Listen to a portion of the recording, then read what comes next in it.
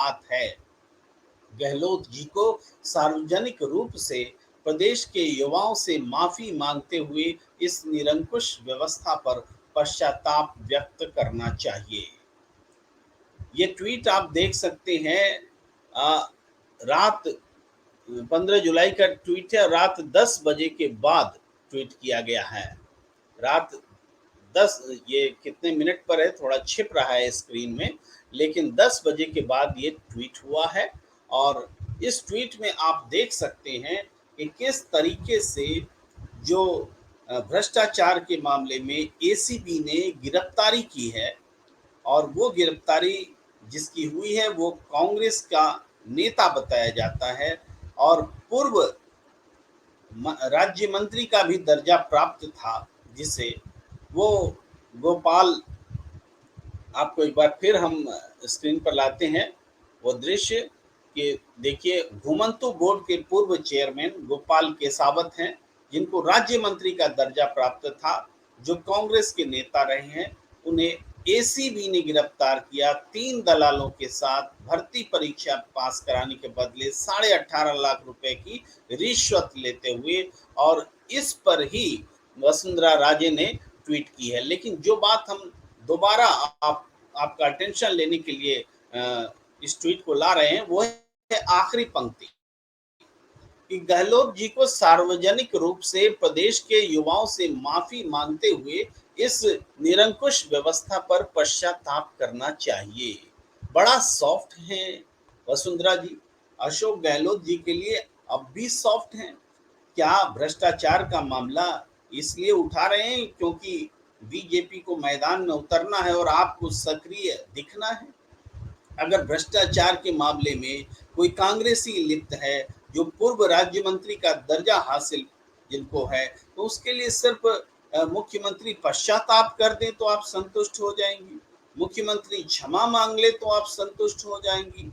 अरे भ्रष्टाचार बड़ा मुद्दा है। सचिन पायलट तक ने, कांग्रेसी तक ने इस मुद्दे को बड़ा बनाकर पेश किया, युवाओं को अपने पीछे साथ किया, और इसके बाद जब विपक्ष बीजेपी की बारी आती है तो इतना सॉफ्ट स्पोकन। भाई अशोक गहलोत जी के पूर्व राज्य मंत्री का दर्जा प्राप्त व्यक्ति पर 18.5 लाख रुपए रिश्वत कैमरे में लेते हुए कैद किया जा रहा है, और आप कह रहे हैं सिर्फ पश्चाताप कर लीजिए, माफी मांग लीजिए। वसुंधरा राजे जी, ये सॉफ्ट कॉर्नर क्या है? इस अंदाज में तो चुनाव नहीं जीत पाएगी बीजेपी। भारतीय जनता पार्टी अगर भ्रष्टाचार के मामले में इस तरह से सॉफ्ट तरीके से अगर प्रतिक्रिया देगी तो चुनाव कैसे जीतेगी वसुंधरा जी? हाँ, वसुंधरा राजे ने टैक्टिकल मूव जरूर किया है कि उस हथियार को चुराया है जो सचिन पायलट का हुआ करता था। अब सचिन पायलट चूंकि सुलह के बाद राजनीति के मुख्य धारा में, कांग्रेस की मुख्य धारा में आ चुके हैं, तो ऐसे में सचिन पायलट ने जो रिक्त स्थान छोड़ा है, दरअसल रिक्त स्थान तो वो था ही नहीं, वो विपक्ष का स्थान था जिसको सचिन पायलट ने ऑक्युपाई कर रखा था। अब विपक्ष उस स्थान को भरने की कोशिश कर रहा है। तो वसुंधरा राजे जी, क्या इस तेवर में आप भ्रष्टाचार के खिलाफ चुनाव मैदान में उतरेंगी? ये क्या है? अब देखिए, वसुंधरा राजे को ऐसा नहीं कि छोड़ दिया गया, उनके ही ट्वीट में एक प्रतिक्रिया आई है। वो प्रतिक्रिया बड़ा दिलचस्प है, उसको दिखाना बहुत जरूरी है। उस ट्वीट में क्षमा कीजिए, एक दूसरा मैंने दूसरी, चलिए वो प्रतिक्रिया मैं सुना देता हूँ, वो पास में नहीं है। उस प्रतिक्रिया में ये कहा गया है, पाठक ने कहा है कि वसुंधरा जी, आपके जमाने में भी बीजेपी के जो नेता हैं उनके साथ वो भ्रष्टाचारी की तस्वीरें आती हैं, तस्वीरें दिखती हैं, उस पर आप क्या कहेंगी?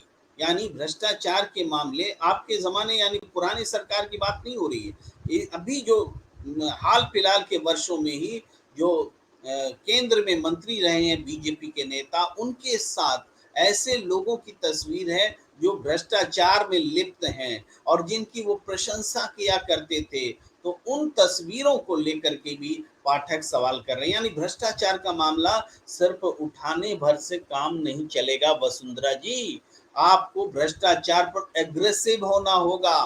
भाई, जनता को साथ में लेकर के सरकार से सवाल पूछने होंगे। सिर्फ पश्चाताप कर लीजिए अशोक गहलोत जी, इतना बोलने भर से काम नहीं चलने वाला है। लेकिन फिर भी पायलट के हथियार को वसुंधरा ने जिस तरीके से इस्तेमाल किया है, वो जरूर काबिले तारीफ है। हाँ, एक बात और कि सचिन पायलट भी इन दिनों फिर से सक्रिय हुए हैं। देखिए, सचिन पायलट लगातार सक्रिय हैं। अब एक तस्वीर को उन्होंने साझा किया है। सचिन पायलट कह रहे हैं कि आज घर पर प्रदेश के एआईसीसी सह प्रभारी काजी निजामुद्दीन जी, वीरेंद्र राठौड़ जी और अमृता धवन जी के साथ मुलाकात कर सार्थक चर्चा की। यानी ट्विटर पर दोनों सक्रिय हैं। वसुंधरा राजे भी पॉलिटिकली सक्रिय हैं, थोड़ा हमलावर होते हुए। सचिन पायलट भी लगातार सक्रिय हैं कि कैसे कांग्रेस की मुख्य धारा में वो शुमार हो गए हैं।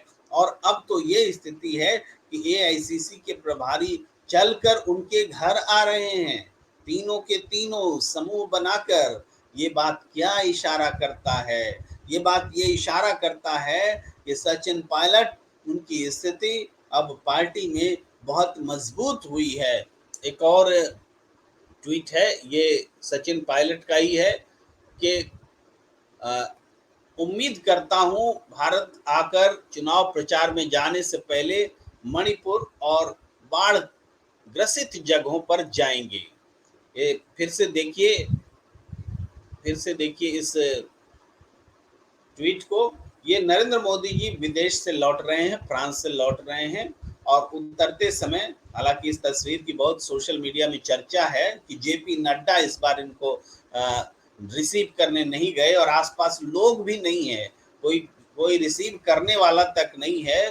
केवल कैमरे को देखकर हाथ हिला रहे हैं नरेंद्र मोदी। और इस पर सचिन पायलट ने कहा है कि हम उम्मीद करते हैं कि मणिपुर की भी चर्चा करेंगे प्रधानमंत्री नरेंद्र मोदी, और बाढ़ पर भी। तो इसका ये तस्वीर हमने इसलिए दिखाई कि सचिन पायलट ये काम पहले नहीं कर रहे थे। जब सुलह, जो राजनीतिक सुलह कांग्रेस के भीतर हुई है, उससे पहले सचिन पायलट के ऐसे ट्वीट आप नहीं देख रहे होंगे जिस पर सीधे प्रधानमंत्री पर हमला किया जा रहा था। लेकिन अब सचिन पायलट सीधे प्रधानमंत्री को ग्रिल कर रहे हैं। वो भी देखिए, बहुत सामान्य सी तस्वीर को लेकर ग्रिल कर रहे हैं।